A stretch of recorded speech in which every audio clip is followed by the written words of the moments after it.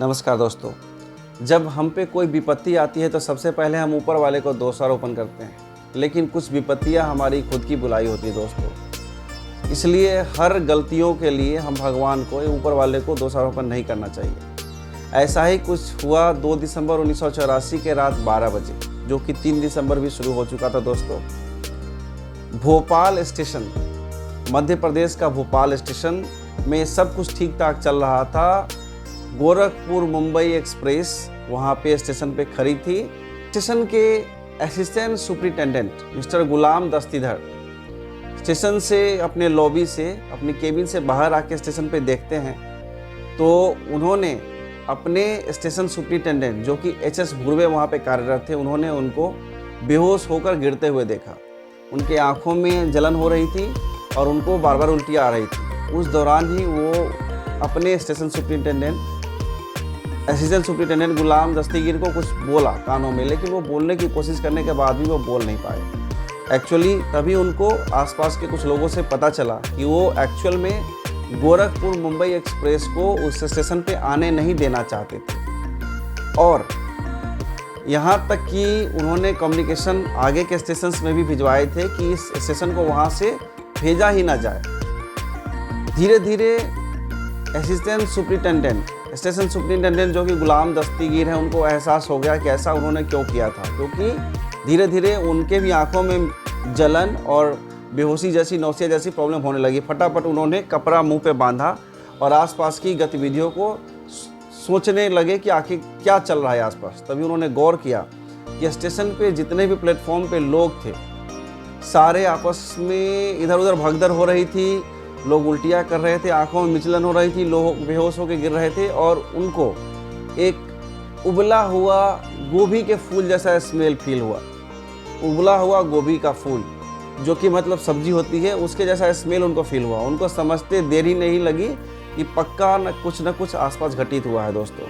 हम आपको बता दें कि स्टेशन पे गोरखपुर मुंबई एक्सप्रेस ऑलरेडी आ चुकी थी और वहाँ के पैसेंजर को ऑलरेडी मिस्टर एच.एस. भुर्वे के इंस्ट्रक्शन के बाद सारे विंडो को बंद कर दिया गया था और लोगों को इंस्ट्रक्शन दे दी गई थी कि सब अपने मुंह पे गीले कपड़ों को लगा ले और आंखों पे गीले कपड़ों को लगा ले दोस्तों। कुछ ही समय उनको इन्फॉर्मेशन ये मिली कि स्टेशन से जस्ट 1 किलोमीटर दूर यूनियन कार्बाइड की एक फैक्ट्री है, उसमें कुछ गैस लीक हुआ है। लोगों की माने तो वो गैस MIC हाइड्रोजन साइनाइड और फॉस्फिन जैसे गैस हो सकती थी, उनका वैसा शक था दोस्तों। लेकिन आपको बता दें कि ये स्टेशन से उस ट्रेन को निकलने में 20 मिनट का टाइम था, बट उन्होंने गुलाम दस्तीगीर ने बिना कुछ देर किए हुए, उनको समझते देर नहीं लगी कि ये और भी खतरनाक हो सकता है, उन्होंने ट्रेन को क्लियरेंस दे दिया और उस ट्रेन की क्लियरेंस देने के लिए सारी जिम्मेदारी अपने ली, क्योंकि 20 मिनट टाइम था लेकिन वो बहुत पहले उसको रिलीज़ करना चाहते थे और स्टेशन से ट्रेन को रिलीज़ कर दिया गया दोस्तों। ये गैस आस्ते आस्ते पूरे शहर में फैलता जा रहा था। हम आपको बता दें कि गुलाम दस्तीगीर जो कि असिस्टेंट स्टेशन सुपरिटेंडेंट थे, उनकी अपने खुद बच्चे 4 बच्चे थे और उनका फैमिली उनके स्टेशन से जस्ट 3 किलोमीटर अलग था, बट अपने बच्चों और अपनी फैमिली की परवाह ना करते हुए उन्होंने सबसे पहले स्टेशन के लोगों की सुरक्षा करने की जिम्मेदारी सबसे पहले समझी और सबसे पहले स्टेशन के लोगों को सिक्योर करना शुरू किया दोस्तों। सबसे पहले उन्होंने जो ट्रैक था उसको क्लियर करवा के स्टेशन को रिलीज किया, ट्रेन को रिलीज किया। और वहीं बात करें तो सारे पूरे शहर में जिनके पास अपनी अपनी गाड़ियाँ थी वो गाड़ियाँ लेकर वहाँ शहर से दूर जाना स्टार्ट कर दिया। जिनके पास गाड़ियाँ नहीं थी वो सारे लोग स्टेशन पे जमा हो रहे थे ताकि उनको ट्रेन पकड़ के कहीं दूसरी जगह जा सके दोस्तों। इसी बीच मिस्टर गुलाम दस्तीधर जो असिस्टेंट स्टेशन सुपरिटेंडेंट थे, उन्होंने SOS को कॉल किया, जिसे 4 एम्बुलेंस बुलाई गई थी इमरजेंसी पर्पस के लिए। लेकिन उस स्टेशन या कि कार्बन जो फैक्ट्री है, यूनियन कार्बाइड की फैक्ट्री है, उससे जस्ट 3 किलोमीटर दूर एक हॉस्पिटल था, हमीदिया हॉस्पिटल, जिसमें लगभग 1200 बेड की कैपेसिटी थी। सबसे पहले 1200 बेड की कैपेसिटी होने के बावजूद भी सबसे पहले उनके पास पहला केस आया 1:15 पे पेशेंट पहुंचता है और उन्होंने शिकायत करती है कि उनका शिकायत ये होता है कि उनको आंखों में जलन हो रही है और उनको वोमिटिंग जैसा फीलिंग हो रहा है दोस्तों। हॉस्पिटल में पेशेंट के आने के साथ ही हॉस्पिटल वालों को भी एहसास नहीं था कि आखिर चल क्या रहा है और पेशेंट इस तरीके का फीलिंग क्यों करे, क्योंकि उन्होंने पहली बार इस तरीके का कुछ ऑब्जर्वेशन पाया था। पेशेंट में इस तरीके की शायद शिकायत पहली बार उन्हें सुन रखी थी। तो उन्होंने सबसे पहले आपका यूनियन कार्बाइड की फैक्ट्री में फ़ोन करके वहाँ के मेडिकल ऑफिसर से जानने की कोशिश करते हैं कि आखिर ये गैस कैसा है और इसका क्या साइड इफ़ेक्ट हो सकता है। बट वहाँ के मेडिकल ऑफिसर से भी उनको गलत इन्फॉर्मेशन मिलती है, जो मिस्टर LD दुआ थे, कि सब कुछ ठीक है, ये गैस कोई नॉर्मल ही है, इसके लिए कुछ चिंता करने की बात नहीं है। इस तरीके का इन्फॉर्मेशन पास ऑन होता है आपका यूनियन कार्बाइड की फैक्ट्री से। उसके बाद 1:25 पे दोबारा कॉल होता है, फिर तीसरी बार कॉल होता है। इस बार बोला जाता है कि everything is fine but not uncertain है, मतलब सर्टेन नहीं है कि ये गैस क्या हो सकता है और इसके क्या साइड इफेक्ट, क्या आउटकम हो सकते हैं, क्या शॉर्टकमिंग्स हो सकती है। दोस्तों 2 बजते हॉस्पिटल में 4000 पेशेंट जमा हो जाते हैं और हॉस्पिटल के लोगों को ये समझ में आता है उनका कैसे इलाज किया जाए। सिंस आँख की मिचलन होती है, आँख की जलन होती है, तो उन्होंने सबसे पहले आई ड्रॉप का इस्तेमाल किया। कुछ लोगों को एसिडिटी की शिकायत भी होती है उस गैस का मतलब लेने की वजह से, तो उनको एंटासिड दिया जाता है, कुछ लोगों को एस्टेरॉइड दिया जाता है, कुछ लोगों को एंटीबायोटिक दिया जाता है। लेकिन उनको अभी तक हॉस्पिटल वालों को ये समझ में नहीं आता है कि ये गैस क्या है, अनसर्टेन इसका मतलब क्या साइड इफेक्ट, उसको कैसे ट्रीट किया जाता है, कौन सा लाइन ऑफ ट्रीटमेंट होना चाहिए। ये सब करने के बाद उनको अंदाज़ा नहीं होता है कि किसी भी पेशेंट को किस तरीके से उसको डील किया जाए। दोस्तों लोगों की माने तो ये MIC या फिर फॉस्जिन गैस जैसे जहरीली गैस हो सकती है। MIC जो कि मतलब एक केमिकल बॉन्डिंग बोल सकते हैं, मतलब हाइड्रोजन साइनाइड का मतलब एक फॉर्म है उसका हाइड्रोजन साइनाइड का, या फिर फॉस्जिन गैस हो सकती है। लेकिन हम आपको बता दें दोस्तों, किसी भी MIC गैस को वेपराइज होने के लिए कम से कम 38 डिग्री सेंटीग्रेड टेम्परेचर होना चाहिए। वहीं बात करें तो फॉस्जिन गैस को वेपराइज होने के लिए 8 डिग्री सेंटीग्रेड टेम्परेचर तक होनी चाहिए। लेकिन किसी को भी एहसास नहीं था कि उस समय जो यूनियन कार्बाइड की फैक्ट्री में जो गैस को बनाने का काम चल रहा था, यहाँ पर जो कार्य चल रही थी, उसमें उस समय का टेम्परेचर जो टैंक था उसका टेम्परेचर 400 डिग्री सेंटीग्रेड हो गया था। दोस्तों चारों तरफ अफरा तफरी के माहौल में ये बोला जाए तो देश की सबसे बड़ी त्रासदी बोला जाए, भोपाल त्रासदी सबसे बड़ी त्रासदी थी, जो अनयूजुअल मनुष्य के खुद के अपने कर्मों की वजह से, जो मतलब होता बिन बुलाए मेहमान की तरह गैस पूरे शहर में फैलता जा रहा था और उसका इलाज भी सर्टेन नहीं था कि इसको इलाज कैसे किया जाए।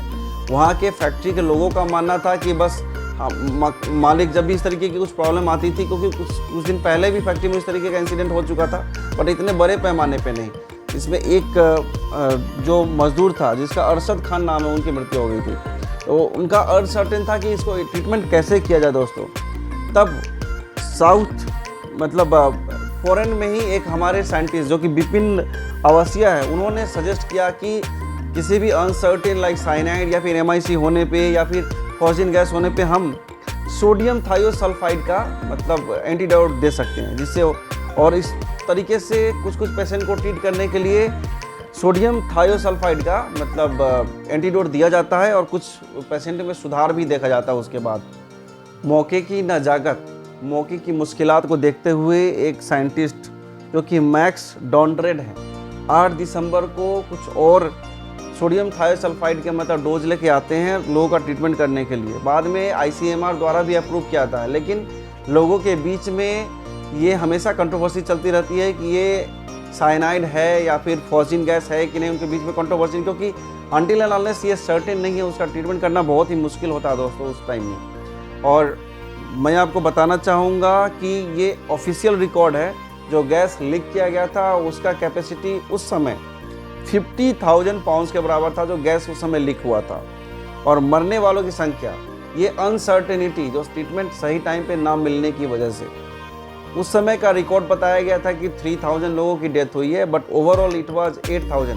ये ऑफिशियल रिकॉर्ड है, बट अनऑफिशियली उससे ज़्यादा ही मरे होंगे, क्योंकि उस समय पूरे भोपाल की हालत बहुत बेहालत थी दोस्तों।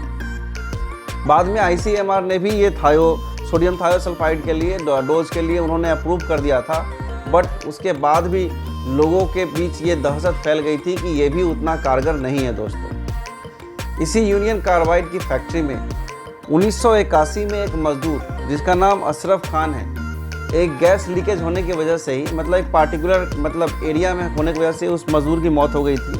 उसके बाद मई 1982 में एक रिसर्च की टीम आई थी जिन्होंने पूरे यूनियन कार्बाइड की फैक्ट्री पे उन्होंने रिसर्च किया कि कहाँ क्या लूप फॉल्स है, कहाँ क्या इसकी सेफ्टी मेजर्स है और कहाँ कहाँ इवैक्यूएशन मेजर्स है जो हमें फॉलोअप करना है। उन्होंने करीब 60 ऐसे अनसेफ हैजार्डस चीज़ों को वहाँ पे दिखाया। उसके बाद भी पूरे भोपाल में और पूरे फैक्ट्री में भी ये इवैक्यूएशन चीज़ों को बाहर के सोसाइटी से शेयर नहीं किया गया दोस्तों। ये सबसे बड़ा कारण था। और 2003 आते आते मतलब 2003 में भी अभी तक डेथ का जो रिकॉर्ड है वो अभी तक क्लेरिफाई नहीं हो पाएगी एक्चुअल में कितने लोग मरे थे दोस्तों। बताया जाए कुछ लोगों की माने तो, कुछ रिसोर्स की माने तो वहाँ के कुछ गवर्नमेंट ऑफिशियल्स भी उसमें इन्वॉल्व थे। लेकिन वहाँ उस ज़माने में एक पत्रकार हुए थे राजकुमार केशवानी, वहाँ के पत्रकार थे राजकुमार केशवानी, जिन्होंने 1981 में ही 3-4 बार न्यूज़पेपर में उन्होंने बताने की कोशिश की थी कि भोपाल बहुत बड़े खतरे में है, हम मतलब बारूद के ऊपर बैठे हैं। इस तरीके का उन्होंने कोटेशन दिया था अपने न्यूज़पेपर में। इसी से बस समझते एक स्वतंत्र पत्रकार कुछ भी स्वतंत्र, लेकिन उन्होंने जो भी किया अपने तो उनको अनसंग हीरो के बारे में बोला जा सकता है कि ही वाज अनसंग हीरो। ये अनटोल्ड स्टोरी था जो कहीं भी आपको बताया नहीं गया था दोस्तों। सब लोगों को पता था कि भोपाल में वो फैक्ट्री एक मतलब बारूद पे एक तिनके के हिसाब से कहीं भी एक आग लगे तो पूरा फैल सकता है, सबको पता था। उसके बावजूद भी वो फैक्ट्री चलाई जा रही थी और फुल सपोर्ट मिल रहा था। और चलाने वाले बाहर के लोग तो वहाँ बता दें हम आपको दोस्तों, इसी भोपाल त्रासदी को लेकर अभी नेटफ्लिक्स पे एक वेब सीरीज आई है जिसका नाम है द रेलवे मैन। एक्चुअली मैं जिन लोगों के बारे में बताया, मिस्टर HS भुर्वे और मिस्टर गुलाम दस्तगीर, इन लोगों के बारे में उसमें अच्छे तरीके से बताया गया। अगर आपके पास टाइम हो तो एक बार नेटफ्लिक्स पे जाइए और इस वेब सीरीज़ को ज़रूर देखिए, तब आपको पता चले कि अपने घर में बच्चे होने के बावजूद, फैमिली होने के बावजूद और घर भी 3 किलोमीटर होने के बावजूद अपने कर्तव्य से पीछे नहीं हटे और उस मतलब पूरे जोश और खरोश के साथ नाक पे कपड़े बांध के स्टेशन के लोगों को सिक्योर और सेफ करने का कोशिश किया दोस्तों। तो आपके पास अगर टाइम हो तो इस बहुत अच्छे से, ये स्वराज फिल्म्स का पहला ऐसा वेब सीरीज़ है जो नेटफ्लिक्स पे या इस तरीके के किसी OTT प्लेटफॉर्म पे दिखाएगा दोस्तों। तो मिलते हैं अगले वीडियो में किसी नए इंसिडेंट या किसी नए जॉब अपडेट के साथ। तब तक के लिए आप सबको नमस्कार, थैंक यू, धन्यवाद, जय हिंद।